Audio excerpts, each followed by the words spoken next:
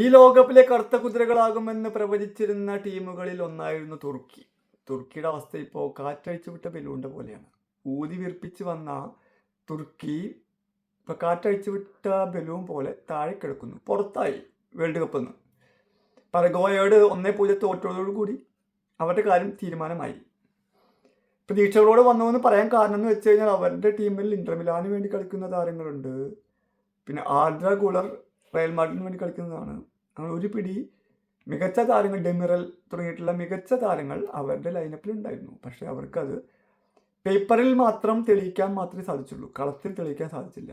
അങ്ങനെ അവർ ലോകകപ്പിൽ നിന്ന് പുറത്തായി. പക്ഷെ ആരും വിചാരിക്കാത്തൊരു ടീം കറുത്ത കുതിരകളായിട്ട് ഇപ്പോൾ പറക്കുന്നുണ്ട്. അതാണ് കേപ്പ് വെർദെ. 5 ലക്ഷം മാത്രം ജനസംഖ്യയുള്ള കേപ്പ് വെർദെ, അവരുടെ ടീമിൽ നിന്ന് 11 പേര്, ആ 11 പേർ ഈ ലോകകപ്പിൽ കാണിച്ചു കൂട്ടുന്ന കാര്യങ്ങൾ അത്ഭുതകരമാണ്. നമുക്ക് ചിന്തിക്കുന്നതിനേക്കാൾ അപ്പുറമാണ്. കാരണം അവർ പിടിച്ചു കെട്ടിയ 2 ടീം, ഒന്ന് സ്പെയിൻ, യൂറോപ്യൻ ചാമ്പ്യന്മാർ, 2010 വേൾഡ് കപ്പ് ചാമ്പ്യന്മാർ, ഇപ്പൊ കഴിഞ്ഞ യൂറോ കപ്പ് ചാമ്പ്യന്മാർ. ആ ചാമ്പ്യന്മാരായ സ്പെയിനിനെ ഒന്നും കൂടിയും കടത്തി പറഞ്ഞു കഴിഞ്ഞാൽ യമാലിന്റെ സ്പെയിൻ, റോഡ്രിയുടെ സ്പെയിൻ, പെഡ്രിയുടെ സ്പെയിൻ, ഗാവിയുടെ സ്പെയിൻ, പിന്നെ ഒയാർസബലിന്റെ സ്പെയിൻ, ഞാനൊക്കെ പറയണം കുക്കുറയുടെ സ്പെയിൻ, പിന്നെ ആരായാലും ഇപ്പോൾ നനപ്പട കളിക്കാറുള്ളത് ഫാബിയൻ റൂയിസിന്റെ സ്പെയിൻ. ഇത്ര കളിക്കാരൊക്കെ പോലെ ഏകദാണ്ട് ഇതായി. പിന്നെ നിക്കോ വില്യംസിന്റെ സ്പെയിൻ.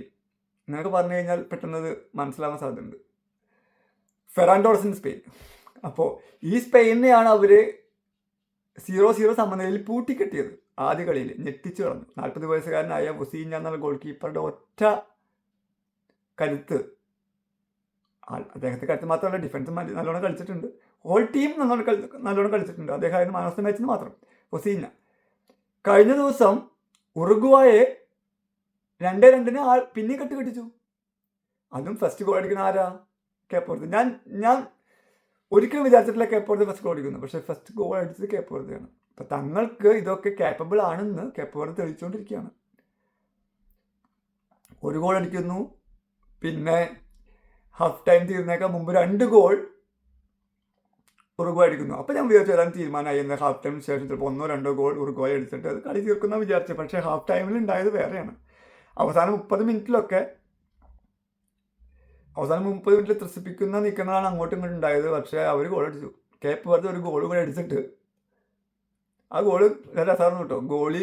ബോള് തട്ടി കെട്ടാൻ വേണ്ടിയിട്ട് ഫ്രണ്ടിലേക്ക് കയറി വന്നപ്പോൾ ആ ഗോളി വരുന്നേക്കാൻ മുമ്പ് ബോൾ കൈക്കലാക്കിയിട്ട് പോസ്റ്റിലേക്ക് സിമ്പിളായിട്ട് തട്ടിയിട്ട് ഗോൾ അടിച്ചു.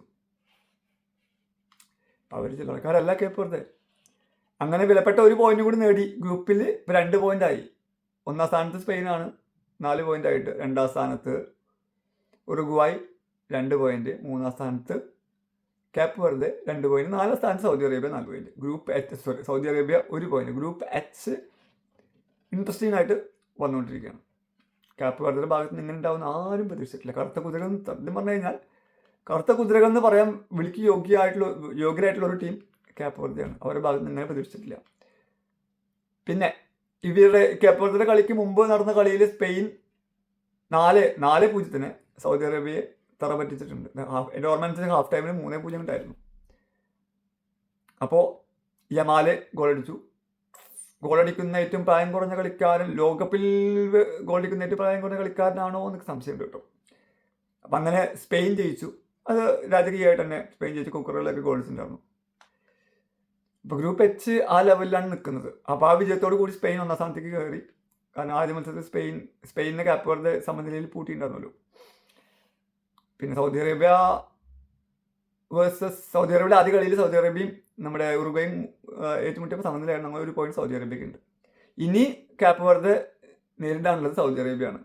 എന്തായാലും കേപ്പ് വെർദെ, സ്പെയിനിനെ പൂട്ടിയ കേപ്പ് വെർദെ, നമ്മുടെ ഉറുഗ്വായെ പൂട്ടിയ കേപ്പ് വെർദെ സിമ്പിളായിട്ട് സൗദി അറേബ്യനെ പൂട്ടാനുള്ള സാധ്യതകളുണ്ട്.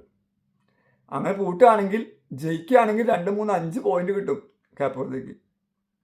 മിക്കവാറും അടുത്ത കളിയിൽ സ്പെയിൻ ജയിക്കുകയും ചെയ്യും. അങ്ങനെയാണെങ്കിൽ കേപ്പ് വെർദെ ഗ്രൂപ്പിൽ 2-ാം സ്ഥാനക്കാരായിട്ട് ലാസ്റ്റ് 32-ലേക്ക് പ്രൊമോഷൻ കിട്ടി കയറുകയും ചെയ്യും.